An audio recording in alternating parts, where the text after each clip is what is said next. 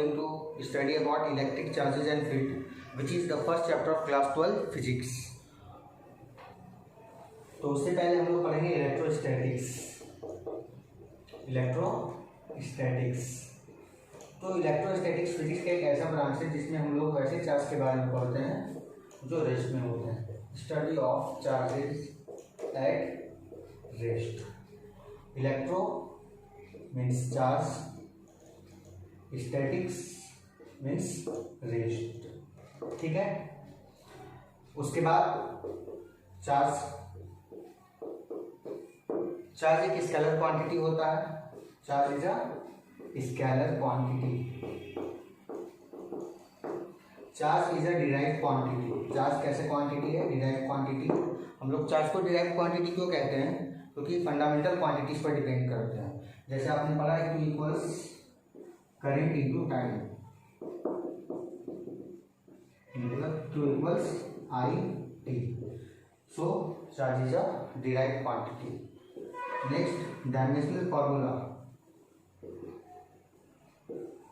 Charge का dimensional formula हम लोग कैसे कैलकुलेट करते हैं? फार्मूला आपको पता होना चाहिए। Q इक्वल्स क्या है? IT।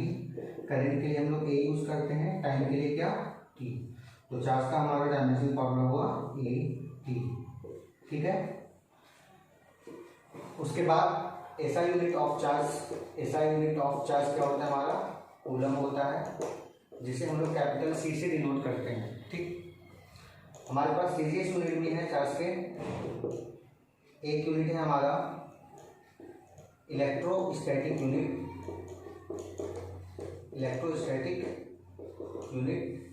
And next electromagnetic unit of charge. हम लोग इसे ESU ऑफ चार्ज और इसे EMU ऑफ चार्ज कहते हैं, ठीक है।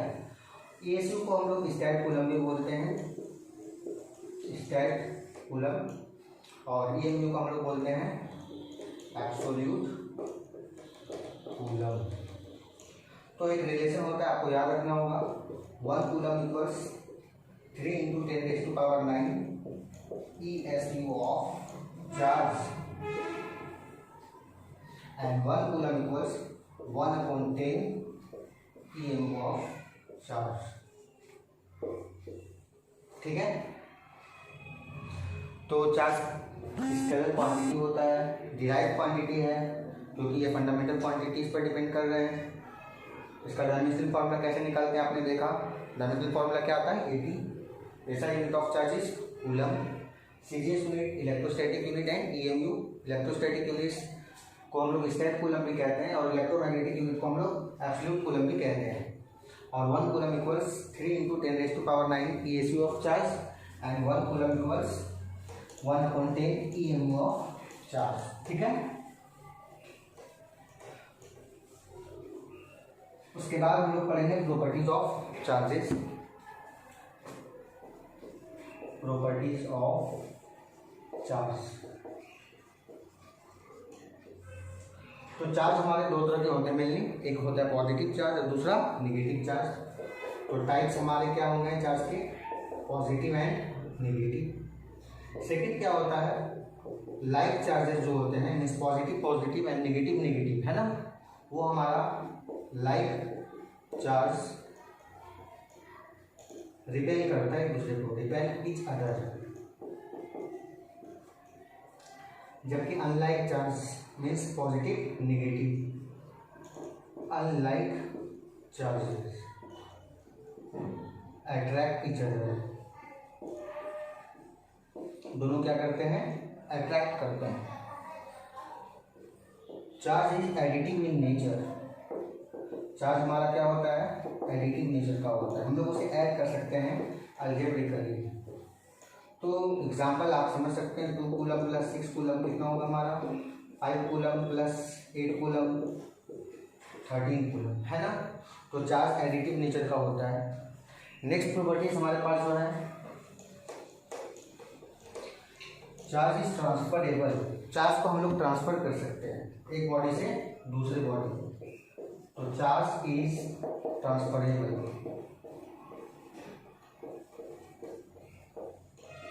चार्ज इज ट्रांसफरेबल मीन्स क्या? एक ऑब्जेक्ट है, दूसरा ऑब्जेक्ट में चार्ज ट्रांसफर किया जा सकता है। जैसे आपने पढ़ा है फॉर्मेशन ऑफ सोडियम क्लोराइड, है ना, कंपाउंड है, सोडियम इलेक्ट्रॉन लॉस करता है जबकि क्लोरीन इलेक्ट्रॉन एक्सेप्ट करता है, तो देयर इज लॉस और गेन ऑफ इलेक्ट्रॉन। और जब भी चार्ज का ट्रांसफर होगा मास का भी ट्रांसफर होगा, ठीक है ना। तो if there is transfer of charge, if there is transfer of charge, mass is also transferred, हमारा मास का भी ट्रांसफर होता है। Next, if electron is lost, अगर कोई बॉडी है इलेक्ट्रॉन लॉस्ट करेगा तो उस केस में वो एक्वायर करेगा कैसा charge, it acquires positive charge, और उस केस में हमारा mass of the body decreases, क्या होगा, डिक्रीज करेगा। और अगर इलेक्ट्रॉन गेन किया जाए, if electron is gained by a body, तो उस केस में ये कैसा चार्ज एक्वायर करता है, इट एक्वायर्स नेगेटिव चार्ज, और उस केस में बॉडी का जो मास होगा वो क्या होगा, इंक्रीज करेगा। ठीक है, तो ये सारा पॉइंट है, आप लोग नोट कर लेंगे।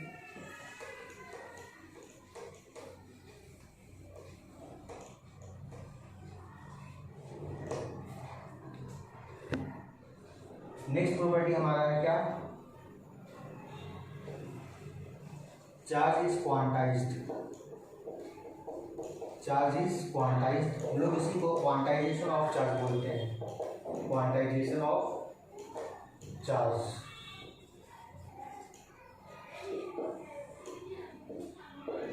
प्लस माइनस है ना। चार्ज इज क्वांटाइज्ड का मतलब क्या हुआ, मतलब चार्ज एक फिक्स्ड अमाउंट में एग्जिस्ट करते हैं, है ना। तो सबसे पहले आपको ये पता होना चाहिए कि जो मिनिमम चार्ज है हमारे पास एक इलेक्ट्रॉन का चार्ज होता है जो है 1.6 × 10⁻⁻19 कूलम। तो हमारे पास जितने भी चार्ज होते हैं वो इलेक्ट्रॉन्स के चार्ज के मल्टीपल में एग्जिस्ट करते हैं। मतलब एक इलेक्ट्रॉन का चार्ज अगर E है तो फिर चार्जेस जो एग्जिस्ट करेंगे 2E 3E 4E 5E इस तरीके से, ठीक है। तो Q कोई भी गिवन चार्ज है, M is number of electrons and E charge on an electron. तो यहाँ पर N जो है हमारा इंटीजर है, N इज इंटीजर, और क्या डिनोट कर रहा है हमारा नंबर ऑफ इलेक्ट्रॉन्स को। E 1.6 × 10⁻⁻19 कूलम जो हमारा चार्ज होता है एक इलेक्ट्रॉन का, ठीक है। तो क्वांटाइजेशन ऑफ चार्ज इसे कहते हैं, मतलब all charges in nature occur in integral multiple of fundamental electronic charge. जितने भी चार्ज हैं हमारे वो एक इलेक्ट्रॉन के चार्ज के मल्टीपल में एग्जिस्ट करते हैं। All charges in nature occur in integral multiple of fundamental electronic charge and this is known as quantization of charge। आपके पास एक एक्सेप्शन है क्वार्क। क्वार्क एक पार्टिकल है जो फ्री स्टेट में अनस्टेबल होता है, फिर भी याद रखना है इसमें जो चार्ज होते हैं आपके 2/3E ± 1/3E इस तरीके से, मतलब it has fractional charge. Fractional charge इसका होता है, इट हैज़ फ्रैक्शनल चार्ज, ठीक है। इसके बारे में मैं ज़्यादा डिटेल में नहीं पढ़ना, बस आप थोड़ा सा याद रख लें। तो ये हमारा क्वांटाइजेशन ऑफ चार्ज था, एग्जाम्स में आते भी है what do mean by quantization of charge, ठीक है। तो यहाँ से छोटा छोटा कुछ न्यूमेरिकल्स हैं इस टॉपिक से, सबसे पहले देख लें। तो न्यूमेरिकल अप्रोच करने के लिए आपको ध्यान है ये फॉर्मूला याद रखिए, Q = NE, और अगर नंबर ऑफ इलेक्ट्रॉन्स निकालना है 10 = Q/E, ठीक है।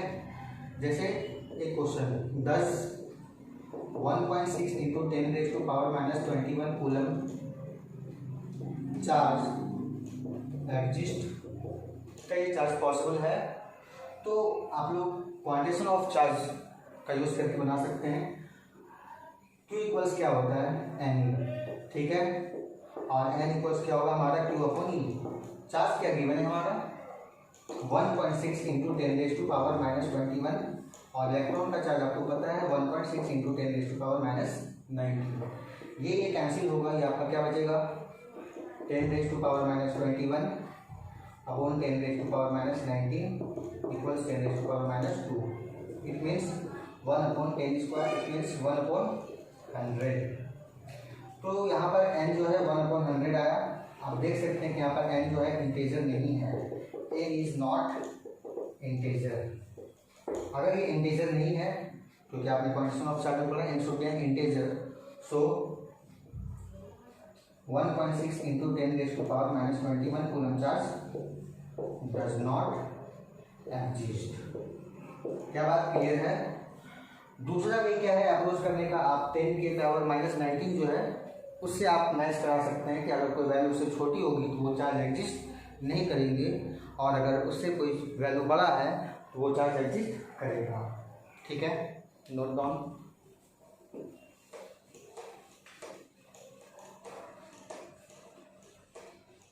तो ध्यान रहे n इंटीजर होना चाहिए, फ्रैक्शन में या डेसिमल में आएगा तो फिर वो चार्ज एग्जिस्ट नहीं करेगा।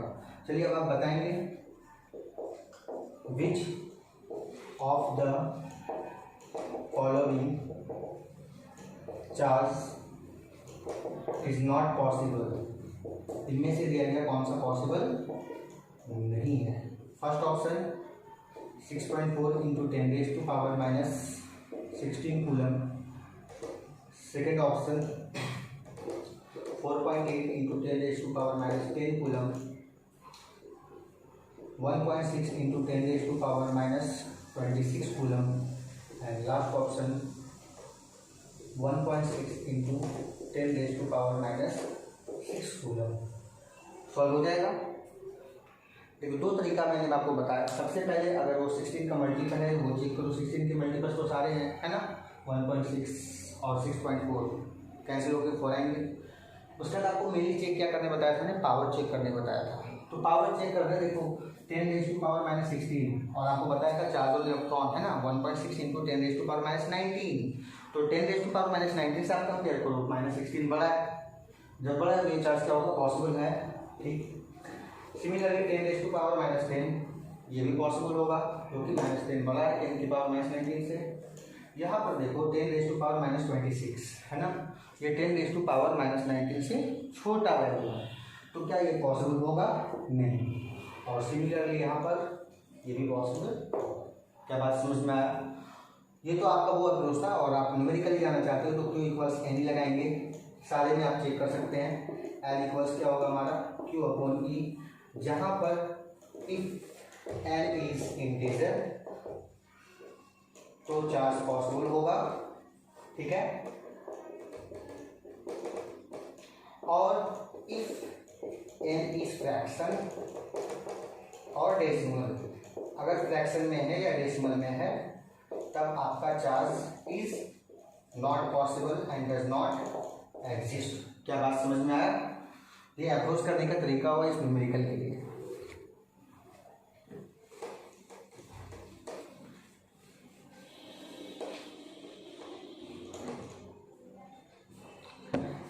चलिए next, find number of electrons in 1 coulomb of charge, है ना। 1 कूलम चार्ज में कितने इलेक्ट्रॉन्स होगा? तो सबसे पहली बात अभी आपको पता है, आपने पढ़ा है Q इक्वल्स क्या होता है, यानी मेरे को नंबर ऑफ इलेक्ट्रॉन्स निकालना है। N इक्वल्स क्या होगा आपका Q/E, है ना। तो Q 1 दिया हुआ है हमारा और E 1.6 इंटू 10⁻⁻19। आप इसे सॉल्व करेंगे, है ना। डेसिमल है तो 10 ऊपर चला, 0 ऊपर आ जाएगा, 16 हो गया इंटू 10⁻⁻19। सॉल्व करोगे 6.25 इंटू 10⁻18 इलेक्ट्रॉन्स होंगे। तो ये अप्रोच करने का तरीका हुआ, मतलब नंबर ऑफ इलेक्ट्रॉन्स जो है हमारा 1 कूलम में कितना होता है, 6.25 इंटू 10⁻18 इलेक्ट्रॉन्स। सिमिलरली आप कैलकुलेट कर सकते हैं, calculate number of electrons in 2 micro coulomb charge, 1 milli coulomb charge and 3 coulomb of charge. ठीक है, आप कैलकुलेट करना। जिन्हें नहीं पता है आप याद रख सकते हो 1 micro coulomb equals 10⁻⁻6 coulomb, 1 milli coulomb equals 10⁻⁻13 coulomb, 1 nano coulomb NC है ना, नैनो कूलम इक्वल्स 10⁻⁹ कूलम। ये आपको याद रखना है जहाँ पर भी अगर है। Okay,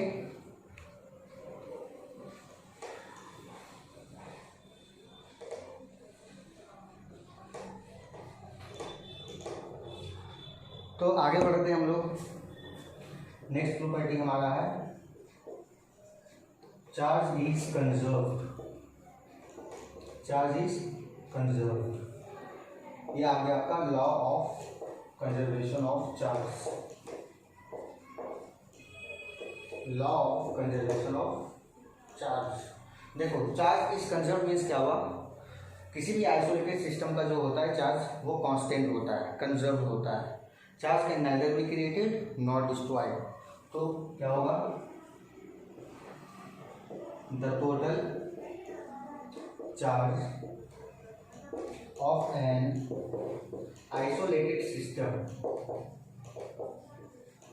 is conserved.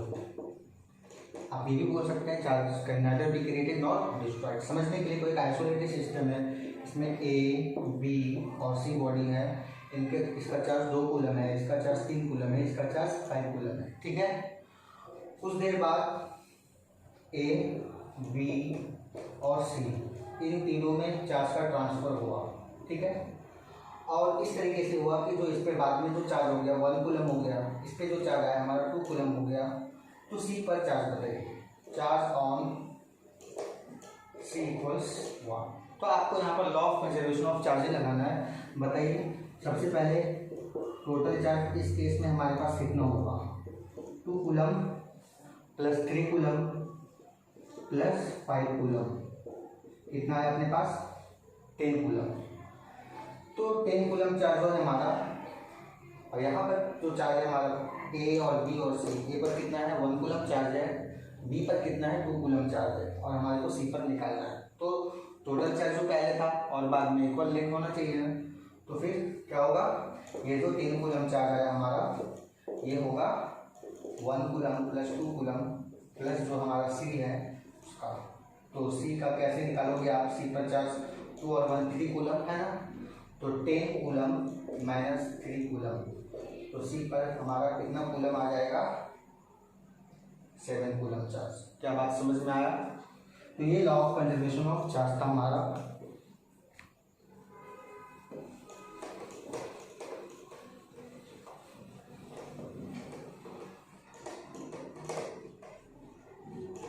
उसके बाद हम लोग पढ़ेंगे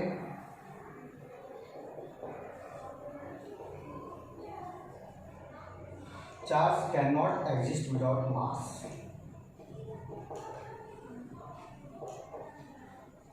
However, mass can exist without charge। मतलब चार्ज कभी भी मास के बिना एग्जिस्ट नहीं कर सकता, जबकि मास हमारा चार्ज के बिना एग्जिस्ट कर सकता है। तो एक एग्जांपल है, आपके पास न्यूट्रॉन, मास होता है न्यूट्रॉन का, पर उसमें कोई चार्ज नहीं होता, न्यूट्रॉन इज न्यूट्रल है ना। तो charge can not exist without mass, charge is always associated with mass. Next property हमारा charge is invariant. Charge is invariant. दो तरह के क्वांटिटी होते हैं, एक वेरिएंट होता है और दूसरा इज इनवेरिएंट। तो इनवेरिएंट क्वांटिटी वैसे होते हैं जो स्पीड पर डिपेंड नहीं करते, स्पीड से चेंज नहीं करते, उसे हम लोग क्या बोलते हैं, इनवेरिएंट। तो it is invariant, why, because it does not depend on speed, speed पर डिपेंड नहीं करता। तो चार्ज कैसा क्वांटिटी हमारा, इनवेरिएंट, जबकि मास वेरिएंट है ना, मास स्पीड के साथ चेंज होता है। आप पढ़ेंगे नेक्स्ट क्लासेस में जब आएगा तो।